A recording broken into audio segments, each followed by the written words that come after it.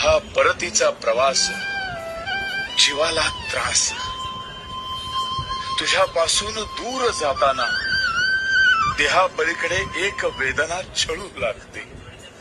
तुझी असीम माया तेव्हा कुठे कळू लागते. नाही म्हणता म्हणता चंद्रभागा डोळ्यात राहून जाते.